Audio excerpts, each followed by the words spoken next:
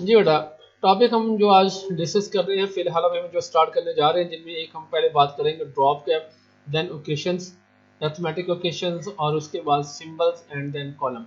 ये one by one मैं आप लोगों के साथ कॉलम डिस्कस ये टॉपिक डिस्कस करूंगा आप लोगों के साथ। लेट्स सी फर्स्ट वन हम ये देखते हैं कि ड्रॉप कैप कमांड है क्या चीज़ और इसका बुनियादी मकसद क्या होता है। ड्रॉप कैप कमांड जो है इसमें बाज़ ज़ात आप लोग देखें कोई आप आर्टिकल देखते हैं, या जैसे अगर एक अखबार आता है द न्यूज़, तो उसमें देखें तो उसमें जो लफ्ज़ टी होता है उसका वो काफ़ी बड़े साइज में लिखा जाता है। या बाज़ जगह पे ऐसा डाटा होता है जहाँ पे हमारा कोई एक कैरेक्टर या वर्ड जो है वो काफ़ी बड़े साइज में लिखा जाता है।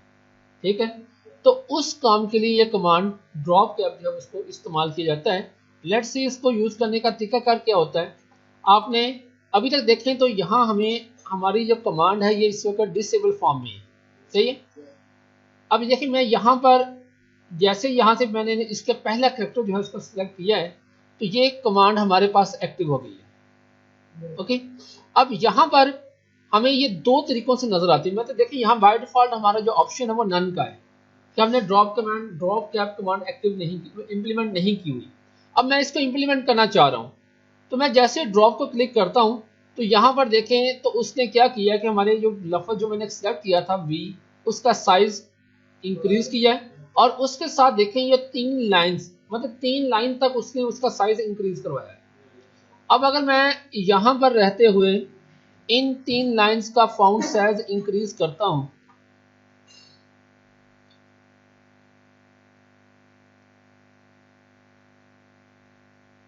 तो ये हमें चीजें इंडिकेट करना होती है इसके अंदर कि हमारे पास ये चीज कि हमने इसको एक सिंपल वे हमने इसको इस्तेमाल किया है कि मैंने यहाँ पर हमने वी को सिलेक्ट किया और वी उसने उसको उसका जो साइज है उसको इंक्रीज करके उसको 3 लाइंस तक उसको इंक्रीज किया। लेट्स सी मैं इसको खत्म करता हूँ। यहाँ पर खत्म करने के लिए क्या, अगेन इंसर्ट में जाते हैं और ड्रॉप कैप में जाके जहाँ से हम इसको नन कर देते हैं और ये हमारा जो वी है वो अपनी असल वापस शेप में आ गया। ओके जी, लेट्स सी मैं इसको दोबारा सिलेक्ट करता हूँ। आपकी बार मैं ये लफ्ज़ सिलेक्ट कर देता हूँ, इसको भी ड्रॉप करवा देता हूँ। तब ये वही देख लें उसके साथ ये 3 लाइन उसने उसको एडजस्ट कर दी। मगर नॉर्मली क्या होता है बेटा कि इसमें जो जो सेंटेंस का पहला वर्ड है, पहले वर्ड का पहला कैरेक्टर जो है उसको जो है वो सिलेक्ट किया जाता है कि वो उसके मुताबिक डाटे की एडजस्टमेंट की जाती है। मैं इसको इसको एक दफ़ा दोबारा ख़त्म करता हूँ और अब यहाँ पर देखें मैंने अगेन वी को सिलेक्ट किया।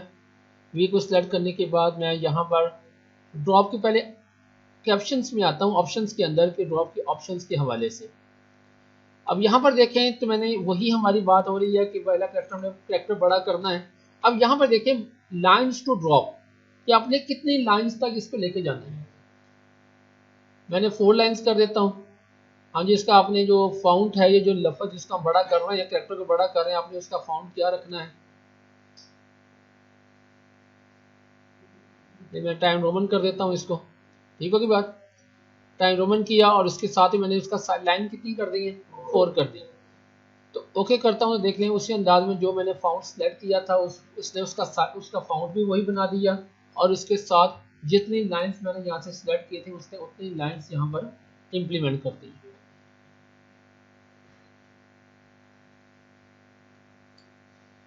अब इसी ड्रॉप कैप को बेटा हम दूसरे तरीके से भी इस्तेमाल कर सकते हैं। मैं फर्स्ट इसको यहाँ से अगेन नन करता हूँ और दूसरा मेथड देखें कौन सा है हमारा, इन मार्जिन। जैसे मैंने इन मार्जिन को सिलेक्ट किया, उसने जो लफ्ज़ है उसको मार्जिन एरिया के अंदर उसने उसको डिफाइन कर दिया। ठीक है, तो पहले में और इसमें यही फर्क होता है कि पहले में क्या होता है कि उसे मार्जिन एरिया में लेके नहीं जाता है, वहीं पे उतनी लाइनों के साथ उसको ड्रॉप करवाता है। जबकि इन मार्जिन में क्या होगा कि जो लफ्ज़ उसने उसका साइज इंक्रीज किया है, उसको ड्रॉप किया है, वो लफ्ज़ उसने मार्जिन एरिया के अंदर रख लिया और बाकी जो लाइन्स हैं उनको उसी सबूत के साथ उसी की सीट के अंदर उसको लेके चल रहे हैं। तो ये दो तरीकों से हम इसको इस्तेमाल कर सकते हैं। और तीसरा जो है इसमें नन की ऑप्शन है कि हम उसको नहीं यूज़ करना चाह रहे। मैं अगेन इसको सिलेक्ट कर लेता हूँ और ड्रॉप के अंदर इसकी जो अदर ऑप्शन है वो कौन सी हैं जी, हमने उसका जी अब डिस्टेंस फ्रॉम टेक्स्ट के साथ इसका डिस्टेंस कितना है। चलिए मैं फॉर एग्जांपल मैं यहाँ पे 0.23 या 0.5 कर देता हूँ डिस्टेंस। तो अब देखिए क्या होगा इससे। अब देखिए इसके और इसके दरमियान में गैप उसने क्रिएट कर दिया। यहाँ डिस्टेंस से ये मुराद है कि आपके करैक्टर और अल्फाज के दरमियान में अगर आपने गैप रखना है तो ये उस हवाले से नॉर्मली जो यहाँ पर होता है उसमें गैप जो है वो ऑलमोस्ट 0 रखा जाता है कि हम गैप जो है वो नहीं रख रहे और गैप 0 ही रखा जाता है। अदरवाइज अगर आप इंक्रीज करना चाहें तो एज पर रिक्वायरमेंट आप उसको इंक्रीज करवा सकते हैं गैप्स को। और ख़त्म करने का तरीका क्या है, हम यहाँ पे जस्ट उसको नन कर देंगे तो ये चीज़ हमारे पास वो ड्रॉप कैप जो ख़त्म हो जाएगी। नेक्स्ट है हमारे पास सिंबल्स। अगर हमने डॉक्यूमेंट्स के अंदर अपने कोई चीज़ क्रिएट कर रहे हैं डॉक्यूमेंट या हमें वहाँ पर हमें कोई डिफरेंट सिंबल्स की ज़रूरत है तो यहाँ पे जस्ट सिंबल्स को मैं क्लिक कर रहा हूँ, हमें यहाँ पे काफ़ी सारे सिंबल्स हैं वो शो करवा रहा है। हम जस्ट इसको एज इट यूज़ करना चाहें, फॉर एग्जांपल मैंने ये बीटा यूज़ करना है, मैं इसको सेलेक्ट कर देता हूँ। अगेन फाउंड साइज जैसे आप इंक्रीज करेंगे आपका वो उस अंदाज में उसका जो फाउंड है वो इंक्रीज होता जाएगा, ठीक है ना बेटा। बाज़ कैरेक्टर हमारे कुछ ऐसे होते हैं जैसे हम ये कह देते हैं कंपनी का कहा जाता है कॉपीराइट के हवाले से, मैंने इसी जैसे यहाँ से आगे जाता हूँ तो ऑटोमेटिकली कॉपीराइट का वो सिंबल बन जाता है उसका, मतलब कि मैंने पैरेंथेसिस स्टार्ट किया, सी लिखा, पैरेंथेसिस क्लोज कर दिया तो उसका कॉपीराइट का जो सिंबल है वो क्रिएट कर दिया, ठीक है। तो अगर आपने यहाँ से कोई सिंबल्स ऐड करना है तो आप वो सिंबल यहाँ से ऐड करवा सकते हैं। मतलब यहाँ पे देखिए कंपनी का सिंबल्स मौजूद है, कॉपीराइट का डिफरेंट सिंबल्स हैं। अगर उसके अलावा इन सिंबल्स के अलावा भी अगर आपने कोई और सिंबल यूज़ करना है तो उसके लिए क्या करेंगे, मोर सिंबल इस पर क्लिक कर दें तो आपके पास यहाँ पे देखिए अब हमें डिफरेंट मजीद सिंबल्स जो हमें नज़र आ रहे हैं, मगर इनकी तादाद जो है वो तब्दील होती रहती है। मीन्स के आप यहाँ से रहते हुए भी जैसे फाउंड्स को तब्दील करते जाएंगे। फॉर एग्जांपल मैं यहाँ पर ये सिलेक्ट कर लेता हूँ, जैसे मैं इसको सिलेक्ट किया तो देखिए मजीद हमारे सामने उसने डिफरेंट सिंबल्स हैं वो ऐड कर दिए। फॉर एग्जांपल मुझे ये टेलीफोन साइन इंसर्ट करवाना है, जिस क्लोज करता हूँ ये साइन मेरे पास है। तो आप डिफरेंट मतलब मजीद सिंबल्स भी यहाँ से सिलेक्ट करवा सकते हैं कि आपको वो सिंबल जो वहाँ पे जो नज़र नहीं आ रहे, फॉर एग्जांपल मैं मजीद फॉन्ट तब्दील कर देता हूँ। अब यहाँ पे इस हवाले से देखिए तो हमें कुछ और मजीद सिंबल नजर आ रहे हैं, ओके। तो ये आप फाउंड्स को यहाँ तब्दील करते रहें और आपको मजीद जो सिंबल्स हैं वो मजीद आपको यहाँ पर अवेलेबल होते जाएंगे। इसके अलावा भी यहाँ पे देखें तो आपको यहाँ पर स्पेशल कैरेक्टर्स कुछ नज़र आ रहे हैं, ठीक है, और उनसे रिलेटेड कुछ शॉर्ट कीज भी जैसे कॉपीराइट के लिए उसने शॉर्ट की दी हुई है Alt+Ctrl+C, ठीक है। अगर आपने कॉपीराइट का सिंबल ऐड करना तो क्या कर सकते हैं, Alt+Ctrl+C को प्रेस कर दें तो आपका ऑटोमेटिकली वो कॉपीराइट का जो है वो सिंबल जो है इंसर्ट हो जाएगा, ओके जी। इसी तरह अगर हमने अपने डॉक्यूमेंट के अंदर कोई अरिथमेटिक ओकेशंस लिखनी हो तो ये हमारे पास अरिथमेटिक ओकेशन कुछ उसने पहले से डिफाइन शुदा की हुई है, उसने पहले से बनाई हुई हैं। अगर आप इन्हीं को यूज़ करना चाहते हैं तो ये एक बात याद रखिएगा कि इनको हम इस हवाले से अगर आप इसको बात हो रही थी हमारी यहाँ पे कि हम यहाँ से अरिथमेटिक ओकेशन जो भी आप इंसर्ट करवाना चाहते हैं अरिथमेटिक ओकेशन यहाँ से जो पहले से डिफाइन शुदा है आप उनको इंसर्ट करवा सकते हैं। इसके अलावा आप मजीद ओकेशन भी ऐड करवा सकते हैं एज पर अपनी रिक्वायरमेंट के मुताबिक। मतलब वो सिंबल जो अरिथमेटिक ओकेशन आपको यहाँ पर नजर नहीं आ रही है उसके अलावा भी अगर आपको कोई ऐड करनी चाहते हैं तो आप यहाँ से अपनी मर्जी के उसको ऐड करवा सकते हैं। अब फर्ज करें मैंने यहाँ पे इसको सिलेक्ट कर देता हूँ तो क्वाड्रेटिक इक्वेशन मैंने इसके अंदर इंसर्ट कर दी, सही है। तो अब अगर आपने इसकी जगह इनकी जगह पे वैल्यूज लिखनी है तो आप वैल्यूज लिख सकते हैं, ठीक होगी बात। फॉर एग्जाम्पल मैंने यहाँ पे बी की जगह पे जी मैं कहता हूँ नहीं मैंने बी की जगह पे यहाँ पे 4 लिखना है जी, यहाँ पे भी बी की जगह मेरा 4 आ जाएगा जी। एक या इस ए की जगह पे मैंने मल्टीप्लाई का पहले निश्चित सिंबल देना है, उसके बाद आगे वो अदर वो मेरा आ जाएगा यहाँ पर 2 है, फिर आगे उसके बाद मल्टीप्लाई का साइन है जी, उसके बाद मैंने यहाँ पे 3 करना है। तो ये इस अंदाज में आप अपनी वैल्यूज भी यहाँ पे डिफाइन कर सकते हैं, ठीक है। अगर आपने ये ओकेशंस नहीं यूज़ करनी, अगर फॉर एग्जांपल मैं अभी बात कर रहा हूँ कि मेरे पास मुझे कोई ऐसी ओकेशन दरकार है जो यहाँ पे नहीं है, ठीक है, तो फिर इसके लिए हम क्या कर सकते हैं कि इसी ओकेशंस एरिया के अंदर रहते हुए नीचे लास्ट पे देखें तो आपको नजर आएगा इंसर्ट न्यू ओकेशन। जैसे इसको क्लिक कर दें तो ये आपके लिए उसने एक एरिया डिफाइन कर दिया। ओके, अब इस एरिया को अगर आप देखें तो साथ ही हमारे पास ये ओकेशंस का डिज़ाइन टूल आ गया। ये उसने तमाम तर सिंबल्स आपको यहाँ पर दे दिए हैं, ये तमाम तर चीज़ें उसने डिफाइन कर दी हैं। अब आप इनका इस्तेमाल कर लेंगे। फॉर एग्जाम्पल मैं यहाँ पर इसका इस्तेमाल करना है, जैसे इसको क्लिक करते तो इसके अंदर फर्दर उसने चीज़ें दी हुई हैं। फॉर एग्जाम्पल मैंने यहाँ आ गई, मुझे ये चीज़ लिखनी थी। अब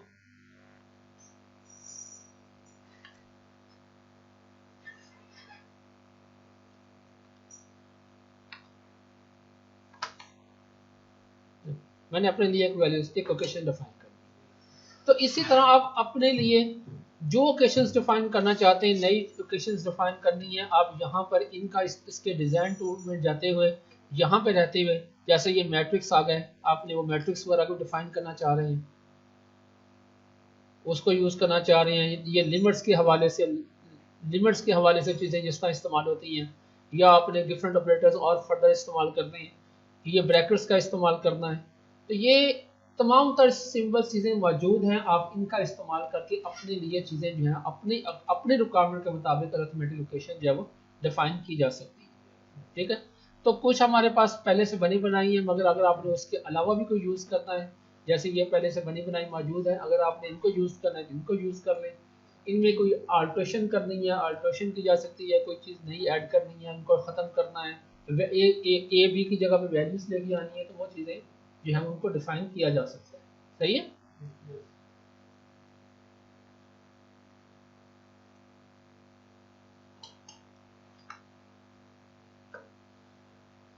नेक्स्ट हमारे पास है जी लेआउट टैब के अंदर कमांड है जिसको हम यहाँ डिस्कस करने जा रहे हैं, वो है हमारे पास कॉलम सी कमांड।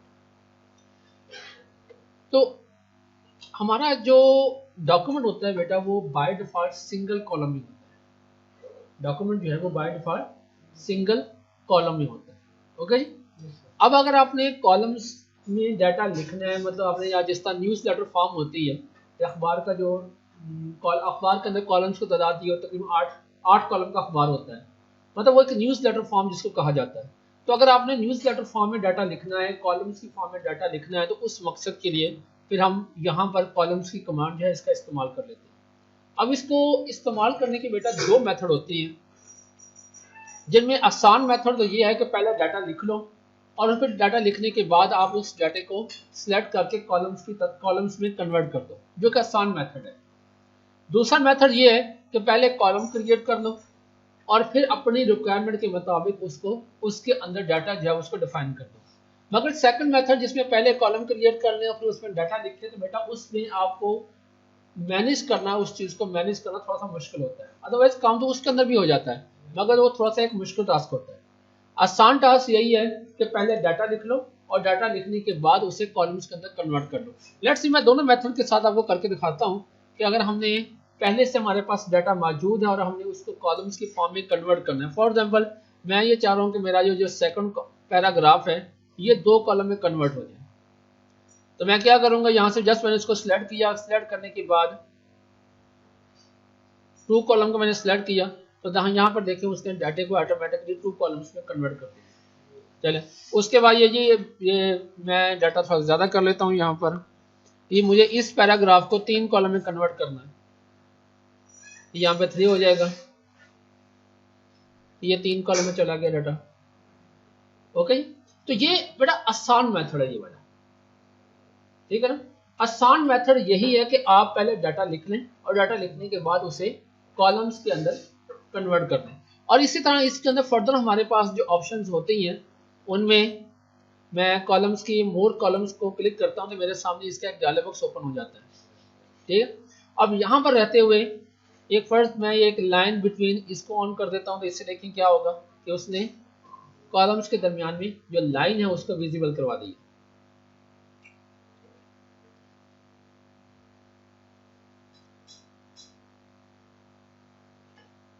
अब एक चीज की देखें, हमारे पास जो पेज है बेटा उसकी जो विड्थ है वो थी 8.5, ओके, और 1 इंच का मार्जिन है। हमारे पास जो वर्किंग एरिया वो है 6.5 इंच। ओके, अब इस 6.5 एरिया के अंदर रहते हुए अगर हम देखें तो हम मैक्सिमम नंबर ऑफ कॉलम कितने बना सकते हैं, 30। ठीक है ना, 13 से ज़्यादा कॉलम नहीं बनाए जा सकते। आप उसका पेज की विड्थ इंक्रीज कर दें या पेज को पोर्ट्रेट की बजाय लैंडस्केप में कन्वर्ट कर दें तो अगेन नंबर ऑफ कॉलम जो है वो तब्दील हो जाएंगे। मतलब कि जैसे जैसे हमारा वर्किंग एरिया बढ़ता जाएगा, पेज की चौड़ाई जो है बढ़ती जाती है, हमारे नंबर ऑफ कॉलम जो है वो भी इंक्रीज हो जाते हैं। अगर हम डिफॉल्ट हालत में रह जाए जहाँ पे हमारा जो डिफॉल्ट पेज लेटर साइज का है, दोनों बोथ साइड के ऊपर लेफ्ट और राइट के ऊपर मार्जिन हमारा 1 इंच का है, तो देन उस सूरत में हमारे पास मैक्सिमम नंबर ऑफ कॉलम कितनी हो सकते हैं? 30। अब मैंने जैसे ही इसको लिख लिया है, अब मैंने यहाँ पे इसको कर चुका हूँ और उसके बाद अगर मुझे वापस उसको सिंगल कॉलम में लेके आना है तो क्या होगा? आप जस्ट यहाँ से 1 कॉलम कर लें तो अगेन आपका वापस जो अगेन किसमें वो सिंगल कॉलम में कन्वर्ट हो चुका हो।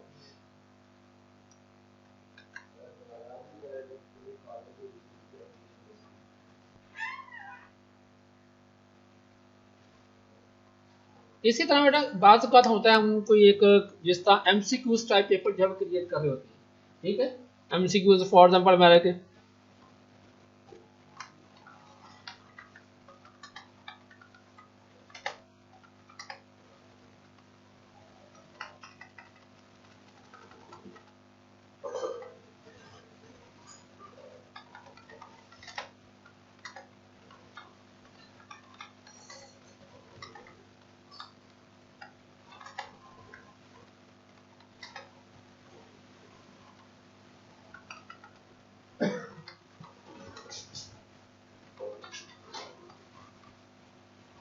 मैं यहाँ भी अब उसकी ऑप्शंस बना लेता हूँ ए बी के साथ।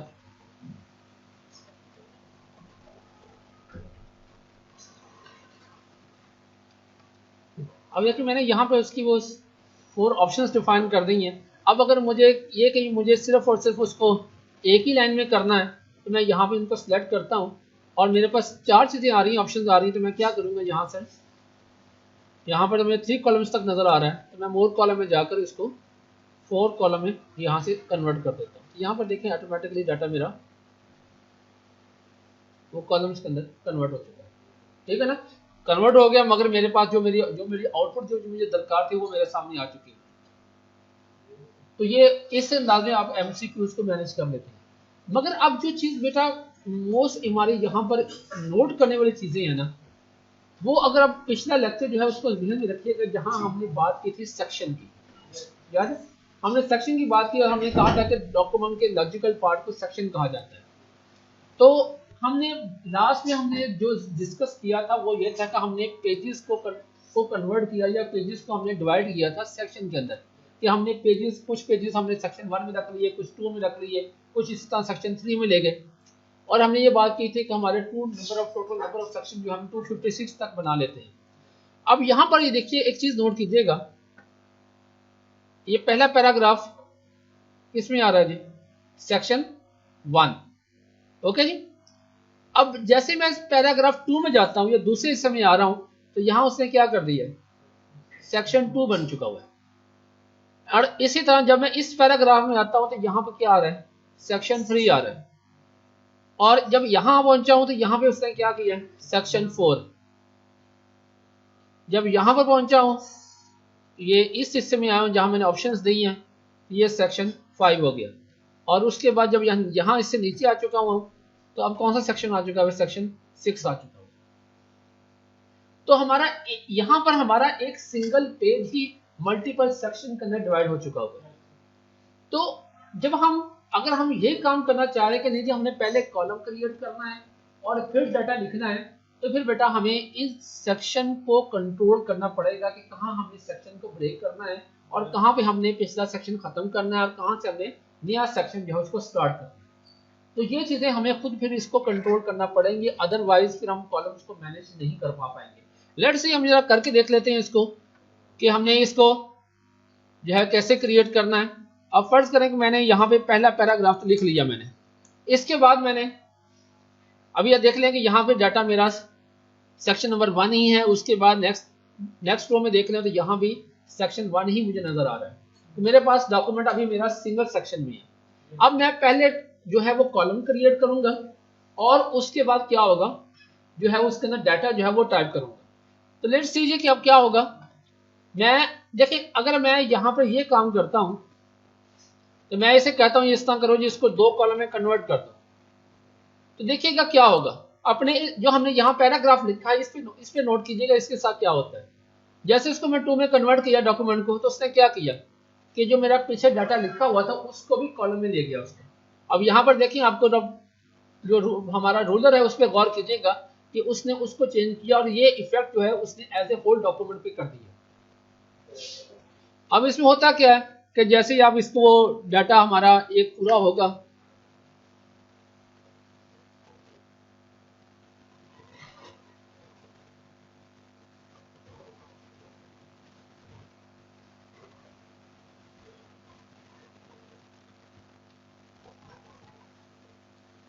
देखें जब यहाँ में नोट कीजिएगा जैसे हमारा एक पैराग्राफ पूरा होगा, एक कॉलम हमारा कंप्लीट होता है बेटा, तो वो देन हमारा जो डाटा है वो दूसरे कॉलम की तरफ जाएगा। देखें जैसे ये कॉलम देखें फिल हो गया, फिल होने के बाद वो क्या होंगे, उसके बाद उसने नेक्स्ट कॉलम क्रिएट किया, कंट्रोल नेक्स्ट कॉलम में जा रहा है। जब ये फिल हो जाएगा तो फिर नेक्स्ट पेज पे जाएगा, ठीक है ना। पहले एक कॉलम फिल होता है, उसके बाद सेकंड कॉलम, और फिर उसी अंदाज में नेक्स्ट कॉलम होगा, और जब ये पेज के तमाम कॉलम फिल हो जाते हैं उसके बाद फिर नेक्स्ट पेज जो क्रिएट करते हैं। मैं यहाँ पे मैंने इसको पहले एक डाटा लिख लिया, लिखने के बाद मैं ये चाह रहा हूँ कि इसके बाद मेरा डाटा जो है वो 2 कॉलम में कन्वर्ट होना है, तो मैं पहले कॉलम क्रिएट करना चाह रहा हूँ। तो लेट्स सी हम क्या करेंगे, यहाँ पर लेआउट को मैंने क्लिक किया, करने के बाद मैंने मोर ऑप्शंस में गया हूँ और यहाँ पे मैं कहता हूँ कि मुझे 2 कॉलम में डाटा लिखना है। और यहाँ पर फिर हमें जो चीज़ देखनी पड़ेगी इसके साथ वो ये है कि मैं अप्लाई टू होल डॉक्यूमेंट नहीं करूँगा। अगर मैं उसको होल डॉक्यूमेंट करूँगा तो जो मेरा पिछला डाटा लिखा हुआ है वो डाटा भी डिस्टर्ब होगा। तो यहाँ से मुझे क्या करना है, दिस पॉइंट फॉरवर्ड, कि जहां पे मेरा कर्सर मौजूद है इससे ऑनवर्ड क्या करो, उसको 2 कॉलम में कन्वर्ट कर दो और उससे किसी वाले को वैसे ही रहने दो। चलें जैसे मैंने यहाँ पे ओके किया तो यहाँ पर देखें अब उसने 2 कॉलम बना दिए, नजर आ रहा है। यहाँ पे रूलर 1 और ये रूलर 1, रूलर को उससे 2 हिस्से में डिवाइड कर दिया। मगर जब मैं कर्सर पीछे लेके जाता हूँ तो रूलर एक ही आता है। जब यहाँ नेक्स्ट आता हूँ नीचे तो यहाँ पर देखें तो वो कॉलम के 2 हिस्से उसने बना दिए, 2 कॉलम बन गए। अब यहाँ पर देखो पिछले पैराग्राफ में आता हूँ तो सेक्शन वर्ड मेरा चल रहा है 1, और जब यहाँ पर आऊंगा नेक्स्ट में आता हूँ तो यहाँ पे सेक्शन नंबर 2 जो है उसका बन चुका हुआ। लेट्स सी जी मैंने यहाँ पे डाटा लिख लिया। अब फर्ज करें बेटा कि हमें लिखने के बाद मुझे यहाँ पे इतना ही डाटा लिखना था और मुझे आगे कॉलम फर्दर लेके नहीं जाना, उसके बाद मुझे अगले कॉलम में जाना है। तो आपने जहां कॉलम को फोर्सफुली खत्म करना है और नेक्स्ट कॉलम स्टार्ट करना है तो उसके लिए आपने क्या करना है, कंट्रोल शिफ्ट और इंटर का इस्तेमाल करना है, ठीक है। कंट्रोल शिफ्ट इंटर, या यहां पर देखें तो ब्रेक के अंदर आपको कमांड मिलती है कॉलम ब्रेक की कमांड मिलती है हमें, इसको भी क्लिक करेंगे तो वो यही काम करेगा, कॉलम ब्रेक। मतलब हमने क्या किया कि यहां से हमने कॉलम को ब्रेक किया और कर्सर हमारा कहां चला गया, नेक्स्ट कॉलम में। अब मैंने यहां भी अगेन ये डाटा लिख दिया। अब डाटा लिखने के बाद मुझे वापस अब क्या करना है, मुझे सिंगल कॉलम चाहिए, मुझे वापस अगेन सिंगल कॉलम में जाना है। तो अब इसके लिए बेटा हमें क्या करना होगा, यहां बेटा बात इंपॉर्टेंट है, उसको नोट कीजिएगा कि आपका जो कर्सर है वो लास्ट कॉलम के लास्ट रो के बाद होना चाहिए। मतलब ये कि मेरा लास्ट कॉलम सेकंड है, जहां पर मेरा कॉलम तक का डाटा खत्म हो गया है, उसके बाद कर्सर मैं उससे अगली रो में लेके जाऊंगा, सही है। और यहां रह के नहीं करना काम, जहां डाटा खत्म हो गया है उससे आगे आप लोगों ने कर्सर को प्लेस करना है।